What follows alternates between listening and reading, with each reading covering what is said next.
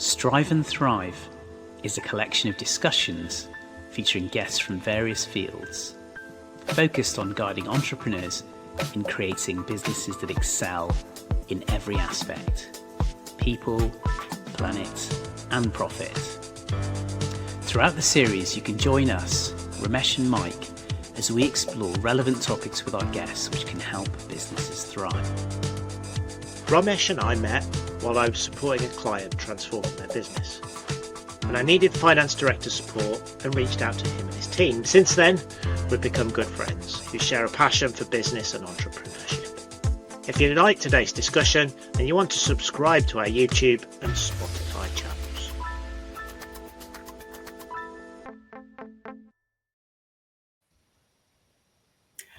Hi everyone, and welcome to our latest episode with today's special guest, Sid Vasili. Sid is a very successful entrepreneur and businessman, but started his career with very humble beginnings. As we very recently found out, he began as an apprentice ladies hairdresser, but from that humble yet fulfilling start, I'm sure, Sid moved on to start his first enterprise back in 1976. And has since built and sold a number of global businesses. Sid is now an investor who mentors and guides founders and their teams. Hi, Sid. Thanks for joining us. How are you doing? Very well, Romesh. Nice to see you, and nice to see you as well, Mike. Yeah, thanks for joining us, Sid. You will. Yeah. So, Sid, you've built so much experience over the years. I got a real sense of this when we worked together on a project at QLM Watches. You've got a passion for Swiss watches, and we were helping out a mutual, very good friend, Matthew Kuehl, on that project. And I really did see you demonstrate, that level of expertise that you'd gained over those years. I'd love to start at the beginning, post hairdressing. Can you tell us about how you built your first business? Well, yes. Hairdressing was a great foundation for me. It helped me with my communication skills, especially speaking to young ladies about how they wanted to evolve their look and so on and so forth. And so after the great hairdressing journey, everybody uses the term journey, but I'm not entirely sure whether the journey is the right word. I then started getting involved in the business equipment field, and I got my first real role where I considered there was a platform for my future growth. The company called 3M, who you may or may not have heard of.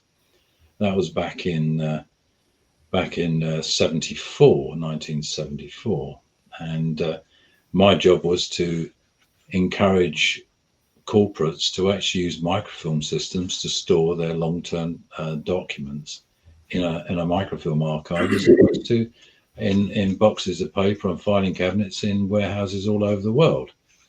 And so that was a really interesting pivot for me, because I was more involved in consumer type environments, and when I went into 3M, it was then very much into a corporate space and learning a new language.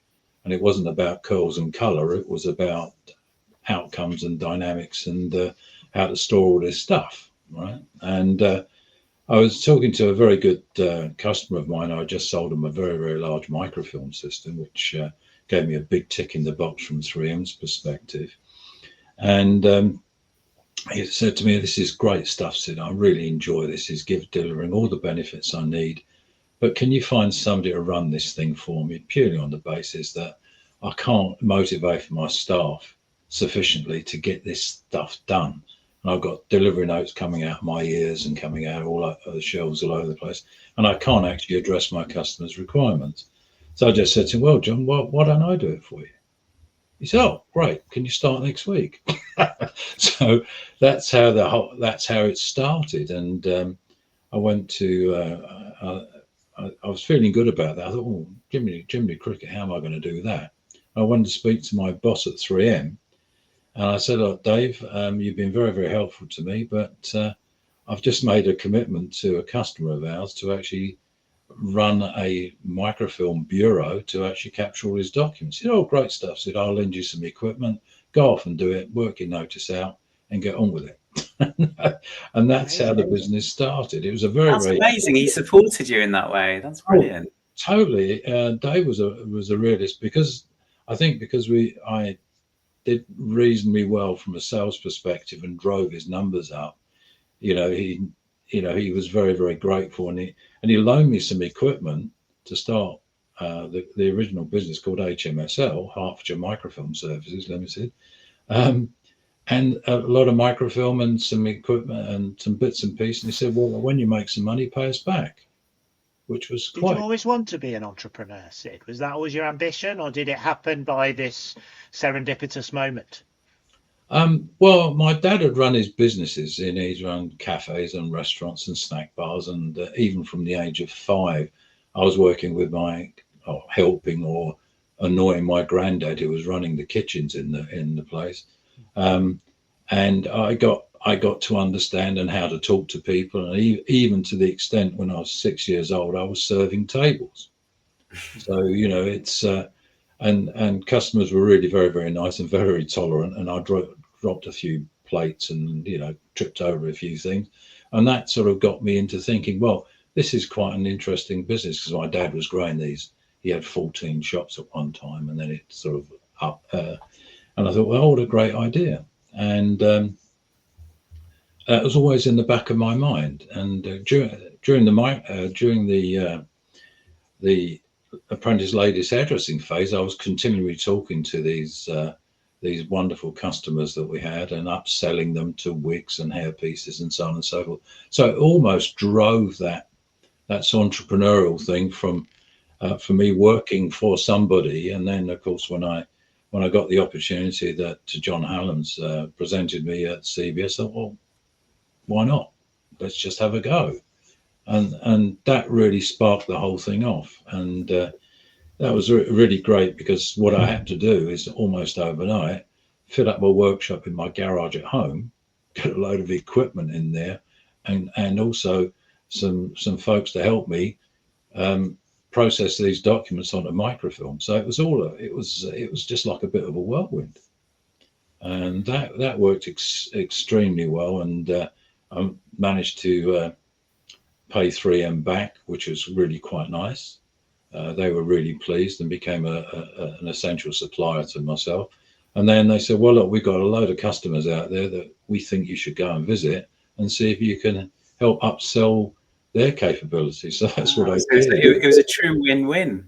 It really was, because I was using plenty of gear, using a lot of their equipment and consumables and everything else, and growing the business, and also enhancing their reputation of ability to be able to do one part of the process and take all of the headache of processing documents away from their customers. And so that sort of elevated and grew. So William Press became a customer of ours, a large civil engineering company. WEA Records was the second record company. Then I picked up a few more record companies. Everybody had exactly the same problem. They needed to find stuff quickly so they could respond to their customers. And so we developed a solution that would allow that to happen.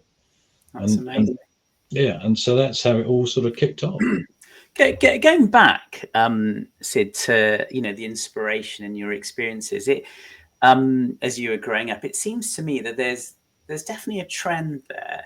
And Mike, I'd love to get your views on this as well. That if you grow up observing people being entrepreneurs, it kind of takes away some barriers and kind of encourages you to pursue that. And I think that's why a lot of people who aren't in that space or who haven't grown up in that space find that more of a challenge.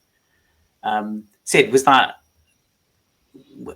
was massively helpful to you, right? And Mike, do you feel that that is something that has maybe been in your family history or something you've observed more widely?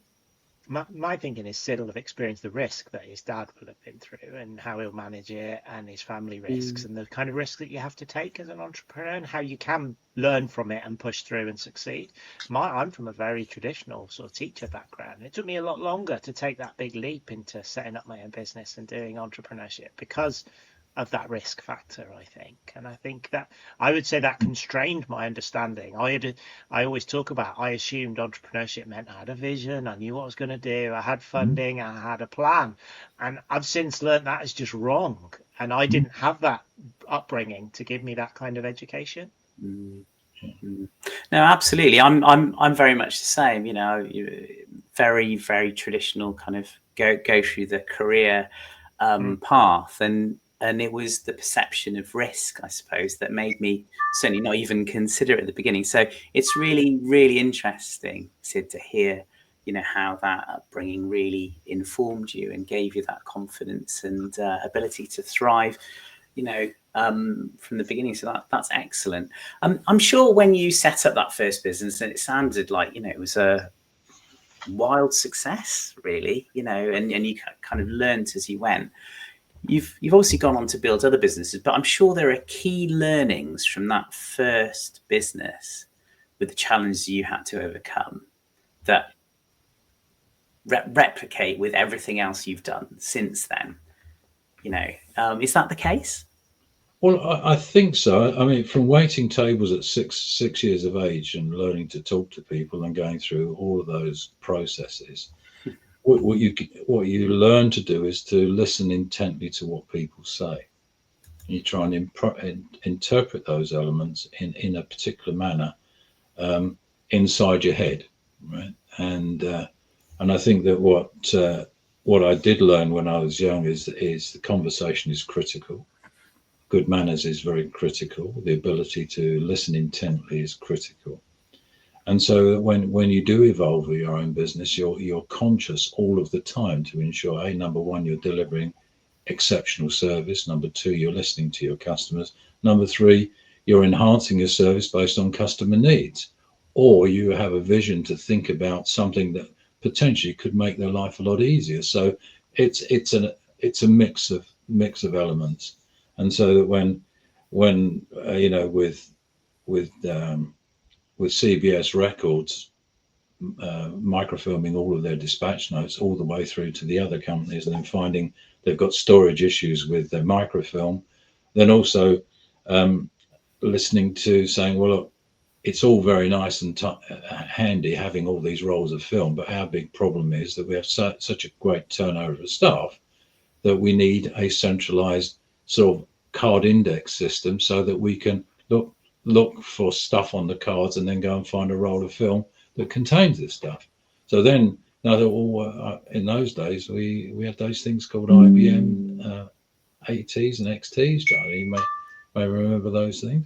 I thought, well, if we could actually build a database that just records all of the dispatch notes and where they position, what roll of film they were on and which frame position, then that'll make their life a bit easier. So what we then did, I then went around the market and found a guy in Johannesburg, would you believe? I mean, it's don't keep it local, but spread your wings. And I found that he had a really interesting solution called Carfile. And essentially what they did, it just as a database that recorded image numbers and rolls of film and document numbers. And so we brought that into the UK, and that exploded, and that changed the entire process that we were in to make life much easier for our customers. And that was the whole thought process. Did you ever at any point realize you'd been successful? Was there a kind of moment when you'd realize this was really working, or was it just, I know you didn't like the word journey, but it's just a journey you're on, you were doing what you felt was right, you were listening to what customers needed, you were selling new things? I think the latter. I was just doing stuff. I wasn't thinking about me being successful. It was just about making sure that we could deliver the best that we possibly could for our customers and that the business would grow. I wasn't looking for an exponential growth. I was looking for a gentle growth pattern. And as soon as we introduced Carfile into the system, Then we found the large microfilm companies that were actually manufacturing this equipment were coming to me and asking, could they resell this computerized index package, because it would make their life easier for their customers. And so that sort of evolved. And then continuing to listen to the customers and evolving the services is really what it's all about. And it was not about patting myself on the shoulder. It was just saying, come on, let's make sure the customer gets what they want. You talk all the time in the lens of a customer. And now I'm going to pick up on a word you mentioned a couple of times, listening. Is that one of the key things that you see as a massive factor in the success that you've had on your journey of creating all these companies and the success you've had? Well, I think listening is critical. Listening and then trying to interpret and understand what they really mean. And if you don't understand what they mean, ask the question. Because it's an open conversation, and I think that helps enormously. And of course, as their businesses evolved, they're all evolved about listening to needs and requirements and everything else. Not saying Vasili's my name, selling's my game, I've got this right spot, you stop me and buy one. That was not what it was all about. It was just making a due consideration of really what the customers actually needed, and also pivoting their thinking somewhat, not exponentially, into thinking things could be better. And so, and that's how the business evolved, and that business grew quite substantially. And we had, with, as Romesh knows, a good friend of ours is Matthew Kuehl, and Matthew had a processing center in Harbin in China, where he was actually capturing documents born on behalf of other folks. I got to hear about it. I met him at an exhibition, and I just said to him, well, Matthew, could you help me? So we started streaming images out to Matthew, and he would capture all the information so we could actually build scale into our model. And that's how that business evolved. Again, because our customers were being ever more demanding, and I just couldn't work within our own little footprint, so I needed external help. I then found somebody else in India that could also do the same. And so that what I did is because the Chinese were very, very good at capturing numerics, we used to split the documents into alpha for India and numerics for China, and then we used to knit them back together and deliver them to our customer. So we could receive a document in the mail and get it back into the customer system within 4 hours of receipt. That's really what we were striving for. And then we started scanning, and then that exploded. And then in 2004, we were approached by a very forward-thinking company called Bottom Line Technologies that heard about us and wanted to acquire our business purely on the basis that it gave them a competitive advantage, so they can sell their solutions as well as services as their entire package to their customers. And so that's how HMSL moved itself onto Bottom Line Technologies, where I worked with them for a couple of years to actually embed the solution truly globally. So we had customers in Seattle, a famous travel firm in Seattle, was sending, millions of documents through our channel, so they would be captured and responded back to them, purely on the basis because we were listening to what they wanted. And I'm going to touch on the listening thing again, because I think it's an interesting topic and an interesting thread when I've talked to you about value. Why do you see that a problem with some of the current companies that you're advising and working with, and what are some of the issues you see when you're sort of advising people who are not playing that real close customer listening game? Well, I think it's a challenge for a lot of the startups today, whereas they have a vision, and the vision stays inside their head as the entrepreneur, and they become very, very single-minded and seem to forget how to listen to actually what the customer needs. In other words, they're just selling stuff as opposed to listening and understanding what the customer requires.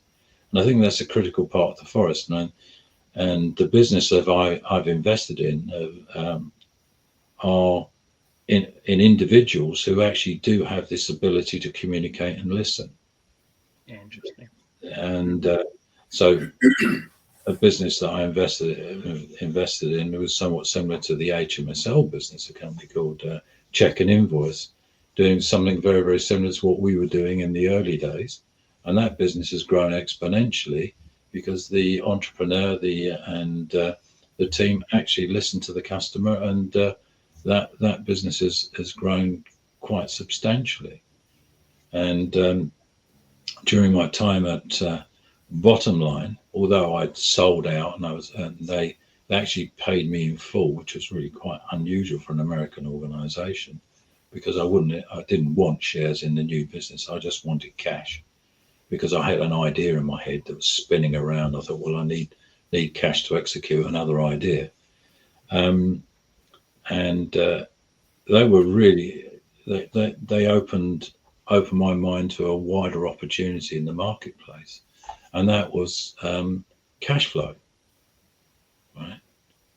Whereas originally my role in the accounts payable space was just simply to record documents and make them available and extract data from them. This time it was saying, well, actually, our real problem is not the document side, it's cash. How do we manage our cash? What do we do about our cash? We've got these things called corporate P cards, purchase cards, and it's a line of credit on a credit card, as we all know as consumers. Our problem is not enough of our suppliers accept card, and and all this sort of stuff. So we're not getting the working capital benefits. And I was listening to this very, very fine gentleman who will remain nameless, and he was telling me all the reasons why cash optimization was critical for the growth of a business. And Romesh, being from your background, you clearly understand that. And so we sat down, and I asked him a number of questions, why, and all this sort of stuff. And I thought, well, he wants to use a credit card to pay his suppliers, like we do today as a normal course of events. But we're talking about in the early 2000s, where corporate credit cards were only used for travel. And I was informed by this gentleman that if he could use his credit card intelligently, he could end up with what's known as off-balance sheet credit. And Romesh, I'll leave you to explain all that sort of stuff. And so I thought, oh, okay, fine. So I went to speak to PayPal. Would you believe? I heard about those guys, and I thought, well, maybe they could help our customer, in this chat. And PayPal said, oh, we'd love to help. He said, but, the transaction values you're talking about are just too high for our platform to manage. Because we weren't talking about, 25 quid here, 30 quid there, or 100 quid here. We were talking about 30 or 40,000 pounds a transaction. So again, I just said, well, if PayPal can't do it, I might as well have a go. And so that's how that business evolved. And that business called InvoPay started with in the UK, and we found one of the biggest decisions with folks, and no disrespect to decision makers in the UK, they tend to take a long time to make a decision. And of course, with entrepreneurs, we have a short-term cash requirement and need and everything else. And then we find that it's so difficult to get a decision out of everybody. So I thought, well, if I might as well try and socialize this platform elsewhere. And one of our clients in the UK was a very, very, very large government department. I won't name who they are because for confidentiality. And they were processing thousands and thousands of transactions through our platform, because we actually effectively built a business-to-business PayPal. And we found decisions were very difficult. So I actually went out, would you believe, to the Middle East.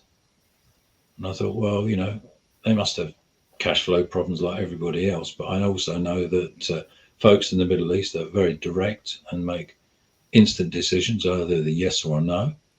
And so we then expanded, and we managed to persuade the government of Dubai to use our platform to pay its suppliers using a credit card. It's a compelling story, Sid, and it really strikes me that, you know, you've kind of just gone on this journey where, you know, you have a spark, you have an inspiration, an idea, you verify that in your mind, and then just execute, and then move on. And these have been very different kinds of businesses, right? Which is incredible. So, you know, having exited all of these businesses and done very well, I know there have been ups and downs, but, you know, that's life, right? But having achieved what you've done, you know, you now invest and advise. Mm-hmm. And you mentioned, you know, earlier that you have invested in certain businesses, but, you know, how do you approach those investment decisions? Well, I guess that I'm using my listening skills again, and then I do some research in the marketplace to look to see if indeed the proposition actually makes sense and it can actually deliver the outcomes. I'm not interested in going through, with respect, death by PowerPoint. Right? You know, what I want them to give me is a 5 or 6 page PowerPoint of exactly why. The what and the how is a different story, is why they're doing this stuff. And then I'll go off and research in my own way as to whether the market actually has this demand.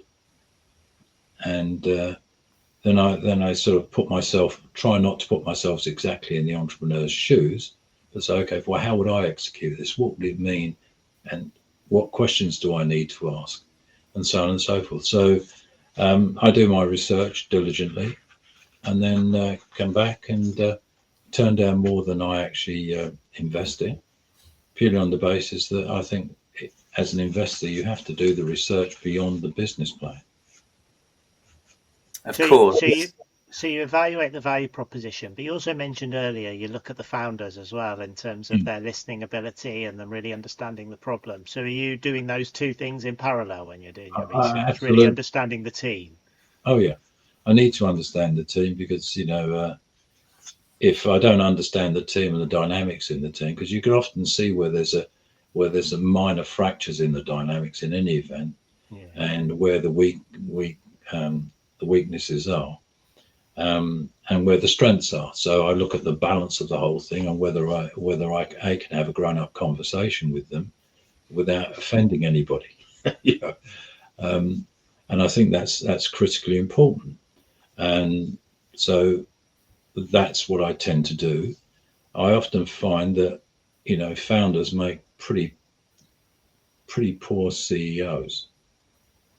You know, pretty poor CEOs, and this is with respect to them, because they've got this vision, they've got this ability to articulate the vision, and so on. So they're much better off in front of a customer actually articulating the proposition, or indeed listening to the customer, and then have somebody in the back office that has the strength that can actually manage the financial controls.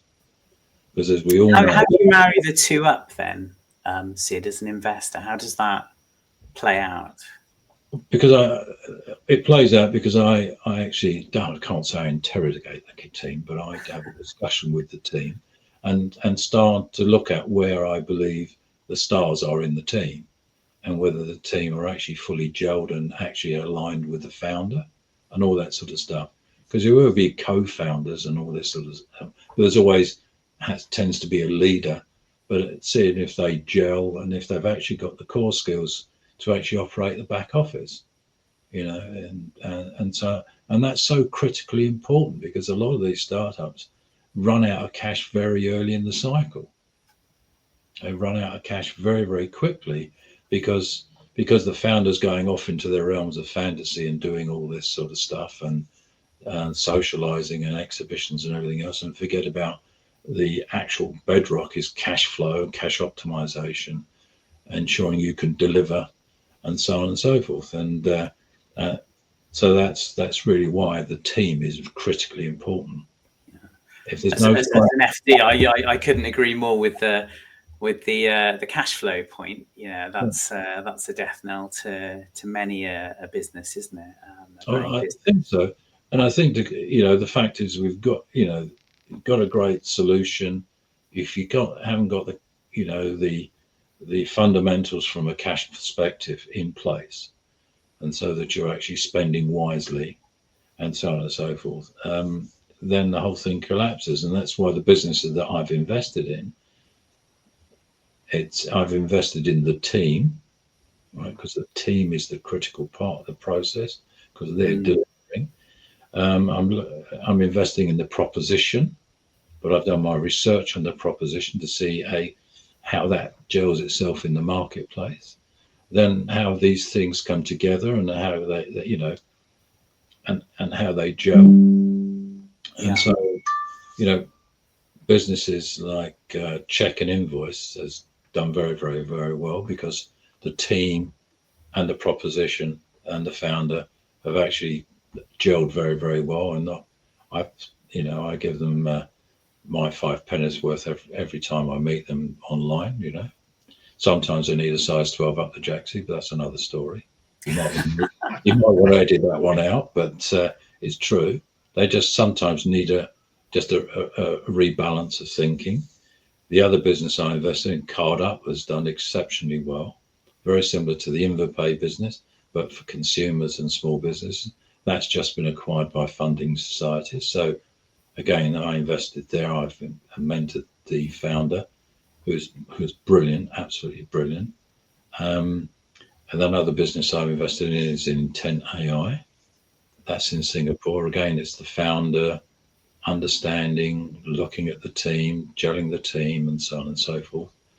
And the same as another business called Print6 that does orchestration journeys for onboarding the clients for financial services. So again, all of these elements are meaningful in terms of a core delivery and value to the customer, but also in a strange sort of way, they're all interconnected, and I can almost see them becoming a group.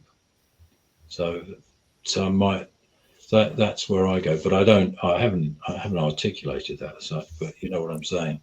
Just looking at how to get the balance right.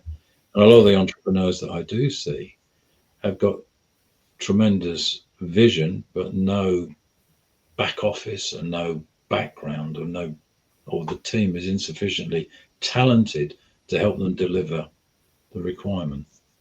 So I want to kind of break that down a little bit. You've got a framework that you follow. You've obviously invested in, a number of businesses. If you had to break it down really simply, you've kind of touched on them, but just as a little package of bullet points to founders, I think this would be really helpful. As an investor, what does an investable business look like to you? And that's an interesting question. It's also a difficult question to answer, because some of it's a bit of gut feel. But I think it's critical for an investor to actually research the market that they're potentially going to be investing in, and not rely on the founders to give them all the information. So that's what I've always done, is say, okay, fine, I like the idea, but is there a market? Let me go and research to see what the scale of that market really does look like, and what's the type of conversations that need to be had in that market to gain success. So, and just to invest on a set of a PowerPoint and a few, financials is just insufficient. I need to establish whether the market does truly exist for the solution that the founders are presenting to me. Okay, so it's kind of a clear-eyed solution to a problem that exists. The market has to exist based on your independent research, and you discover and have a look at the team and make sure that you're comfortable it has the right skill set to execute the vision. Absolutely right, Romesh. But I think it's critical from an investor's point of view is to do the research in the market, right? To go out there and have a conversation, have a natter, probe the market, test it out, make sure that the opportunity does exist. Can I ask, what do you do to research these markets? Because sometimes the market might not even exist. Indeed. But what I do is I look at what the potential target market is going to be. Then I'll do some research and find out some people that maybe I know in those particular markets, and then I go and have a conversation with them. Okay, so it's you utilizing your network. Yeah. Utilize the network and a bit of sus, a bit of nous, and LinkedIn is a fantastic platform with lots and lots of folks on the platform.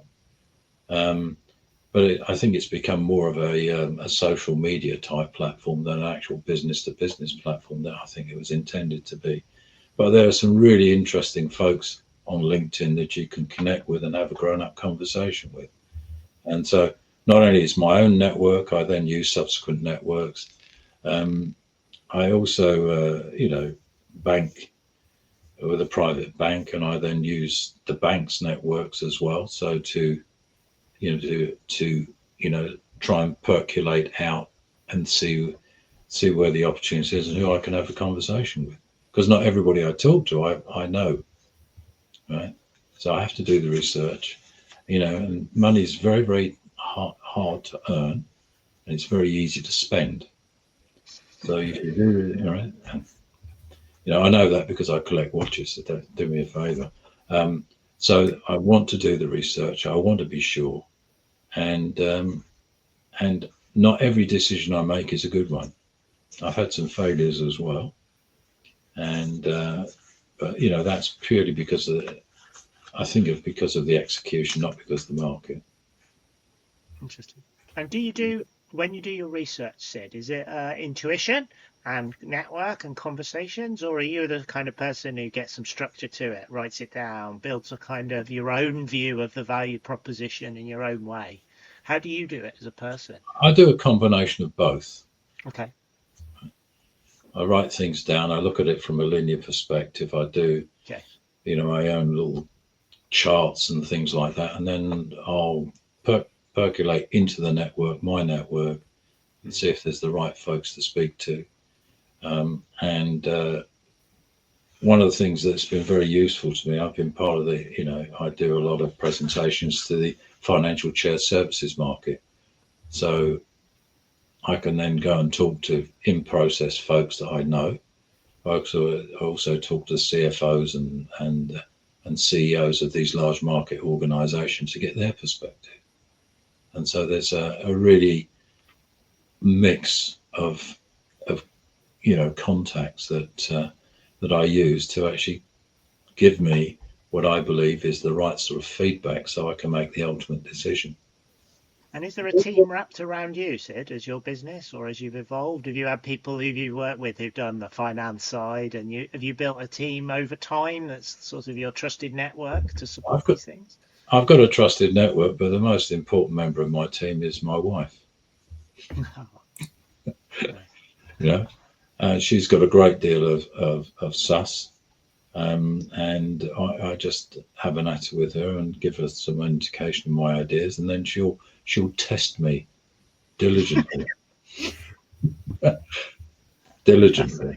and so we then end up with a basis where we always agree on the next step forward. We never agree to disagree because that just becomes a bit fractious.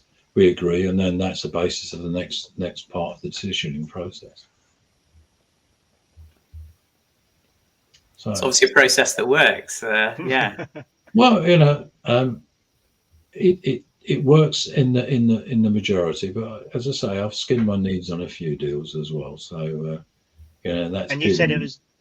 And you said delivery was the problem in there. You said the value proposition was good, the market opportunity was there, but is that linked to the team or just the wrong timings? Or I think probably a combination of both, Mike. I think I think one of the challenges with startups that teams have to demonstrate resilience.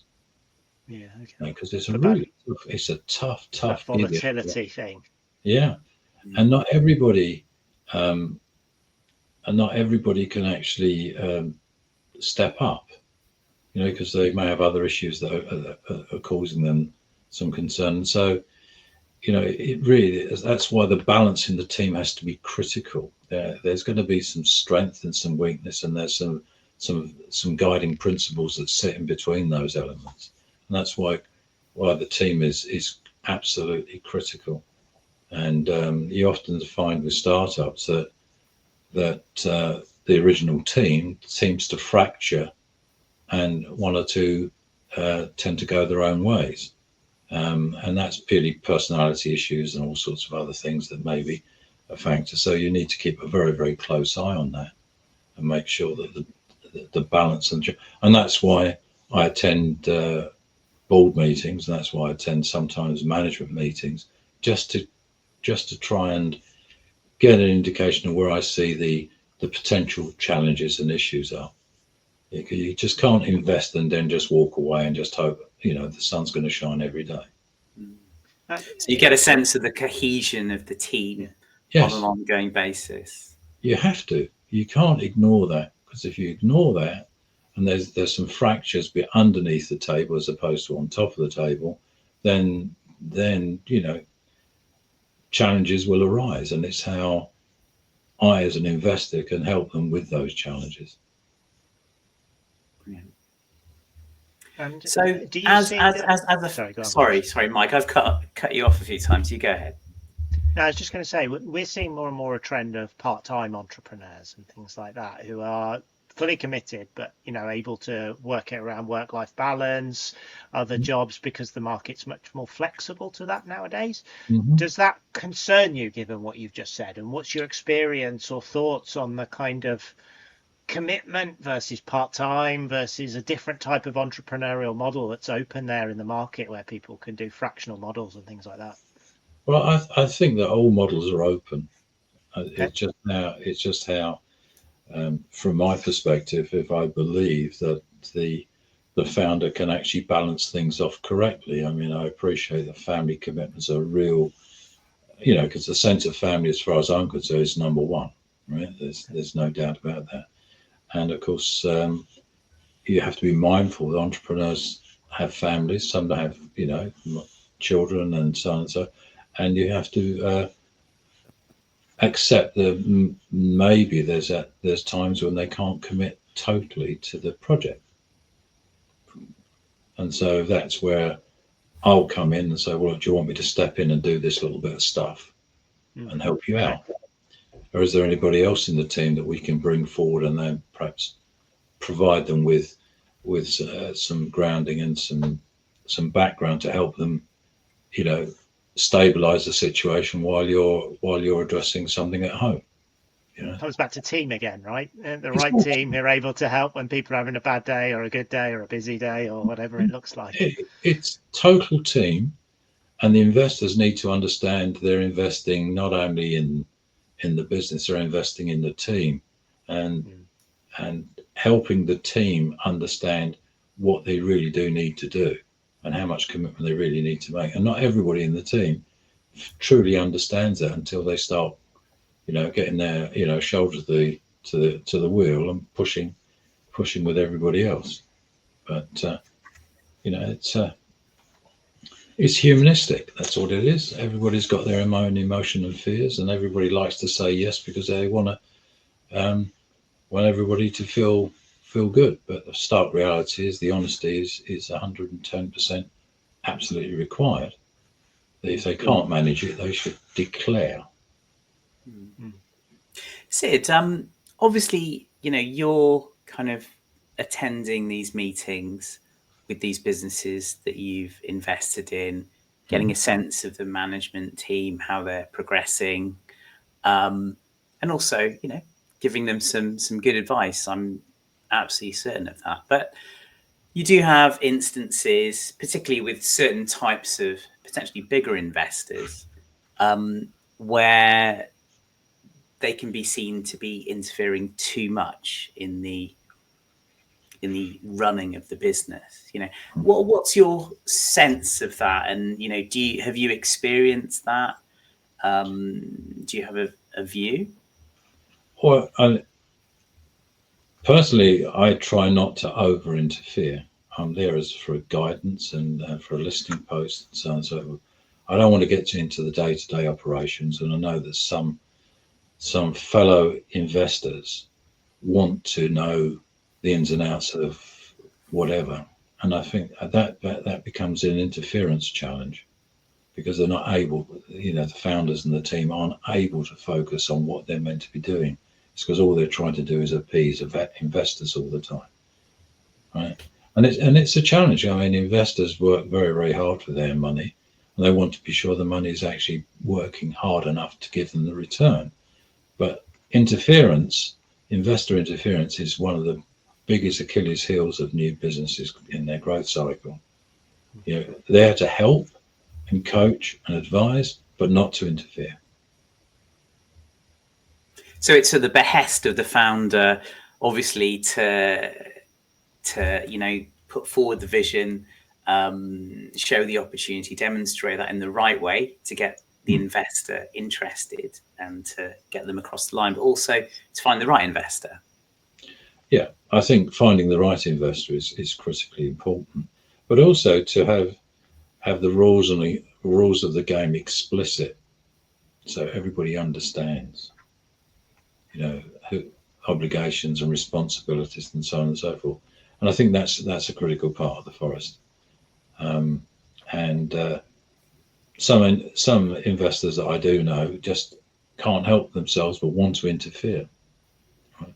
They want to know the ins and outs, and I think it becomes a lot of unnecessary noise and interference, and it takes the founder and the team's eye off the ball, because all they're trying to do is appease somebody.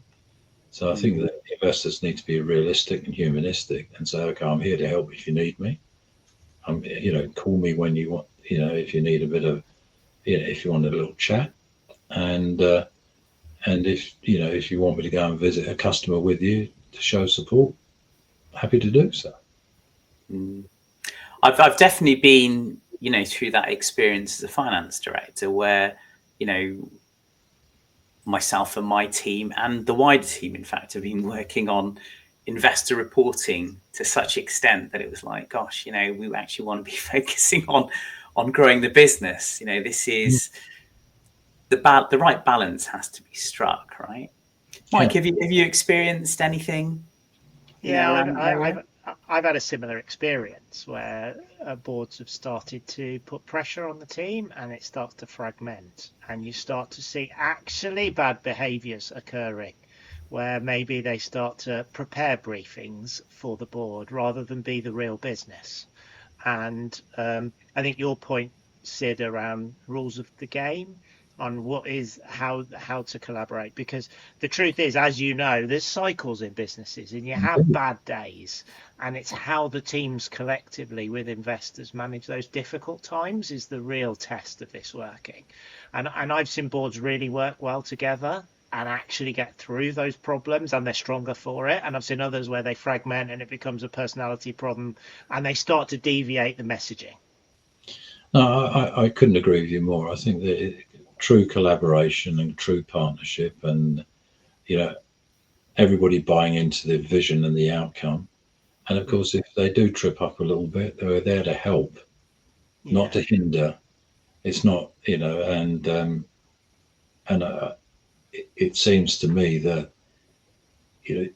from an entrepreneur's perspective, they need to be sure they choose the right investor that gels with their vision, that actually adds value beyond cash, that can provide the guidance in an unemotional way, because business is not about emotion, it's about actuals and fact and what needs to be done. And if an investor takes it too personally, they become an interference and a lot of noise, which is fundamentally unnecessary, because the entrepreneur just cannot get on with the job. And in your example, Romesh, did it impact the business you were running by the fact that you were doing all the reporting, you were feeling the pressure, or how did that play out?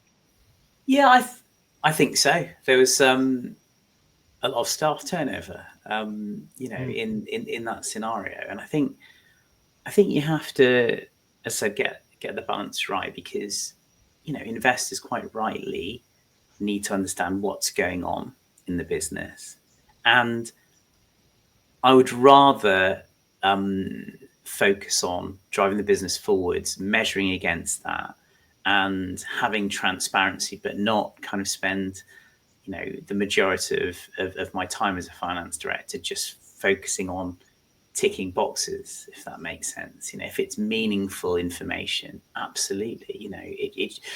My view is that management information should always be about measuring against goals, targets, performance, and identifying opportunities and weaknesses which can be solved and exploited respectively. Yeah, and it's about the teamwork to do that. And I think that being able to recognise where the strengths and weaknesses are within the team. And I appreciate that from a finance director's perspective, there's a huge obligation on them and on their shoulders. And it's how they manage their input to the team in words that the team can actually understand. And that's a critical part. So the tone of voice and the articulation is very, very clear. The fact that you've got a big VAT quarter coming up and cash flow is down the Swanee a bit. What do we need to do collectively? We as the team collectively to actually boost cash flow, right? Can we all get on the phone and ask our customers to perhaps accelerate the payments a little bit, and all that sort of stuff, and use your relationships in the most intelligent, rather than chucking it on the finance team and leaving the finance team to pick up and run with the ball, which they may not necessarily be able to do so. So personal relationships with the customer is a critical part of the forest, and if you're short of cash, there's and you can perhaps have a word with one or two of your customers to accelerate a payment. Why wouldn't you? I think it's beholden on the CFO to speak truth. Yes, the board. Totally. Yeah. Where there are red flags, they need to be discussed. They need to be dealt with. There's no point hiding under a rock or letting other members of the senior leadership team hide behind a smokescreen of expectation and bluster, when actually the numbers are telling you something that is worrying, or it's got to be dealt with, I think, and that's the way that a good CFO, I believe, should deal with that scenario. Yeah, but also it's incumbent on the founder to actually understand what a balance sheet looks like, and what the elements of the balance sheet are, and what this truly means, and the cash flow projections, what that truly means, and revenue projections, and the whole 9 yards. And unless the founder understands the financial pillars that are fundamentally necessary to keep the business going, they're going to go off into their realms of fantasy and keep spend, because that's the way they think they need to do it, rather than saying, actually, I need to pivot my thinking and focus on one of these two elements that are critically important for the survival of the business. I think we talked about financing, about operations too, and maturity of the product, what you can really give customers, when the customers will really get your vision. The product market fit is always a really big problem, and well articulate founders can articulate a vision, but you might not be delivering that for a significant period of time, and how you manage the expectations and build the relationships within that, and the reality of it is so important. And also managing the dev team as well. Yeah, and software world. That's a really tough gig, because they speak their own unique language and may not have the type of disciplines that one would expect, right? Yeah. And so ensuring that the qualitative nature and the quantitative nature of the development process is critically monitored, and so that we can test things out and ensure that we're actually building stuff that the customer actually wants, rather than what the dev team would like to go off in the realms of fantasy and build. And Really That's such a good point. Yeah. That's really good. yeah, I mean, because it's, you've got the sales on one side, but then you've got the the finance in the middle, and then you've got the dev team, and the dev team needs to understand what their obligations are. Right. Amazing. Sid, we've really touched on some broad subject topic areas. I'm picking up, listening is the one I'm picking up really interestingly, but actually we've spent a lot of time on team. And if I think about what we're talking about around finance, operations, devs, and your wife, it's all about the kind of people around you who advise you and keep you on that straight and narrow. And I think that's, for me, the most interesting insight here. But is there anything else you think that perhaps we haven't pulled out, or maybe I haven't summarized well, that is sort of people should think about, given you've had such a successful career? Well, I mean, I think it's about, there's no I in team, right? It's about the team. It's about the team understanding and buying into what they're delivering, right? And collectively. And there's no point in going off on tangents and doing this, that, and the other without the team having full knowledge of where you're going on what the journey. I like the J word, or everyone talks about the J word, but what the journey looks sorry. like. No, don't worry. But I think it's critically important the language is right, everybody understands where they're going. Right? Yeah. If we all have to turn left rather than turn right, the team has to understand they have to turn left. Right, and the reasons behind that, and I think that what tends to happen as soon as a lot of financial pressure, the team tends to fragment a bit. So it's the ability to keep that team cohesive, keep it together, keep that sense of team driving forward, and that's really where it's at as far as I'm concerned. It's What about team. you, Romesh? What's your reflections?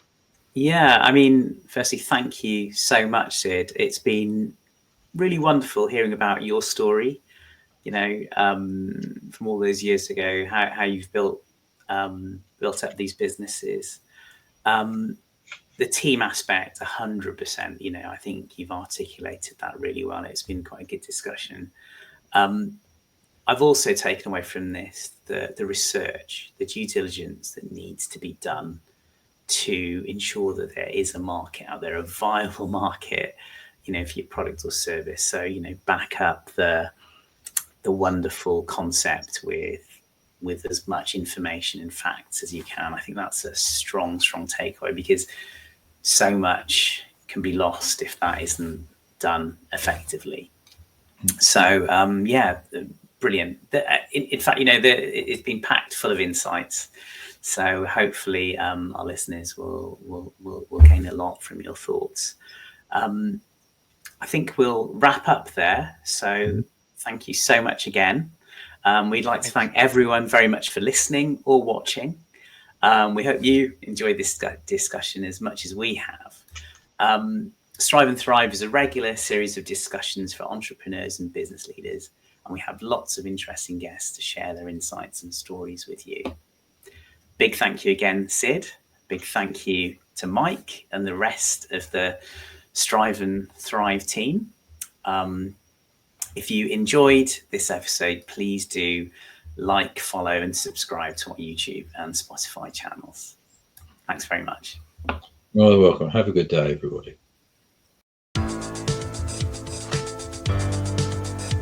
Thank you for listening to Strive and Thrive.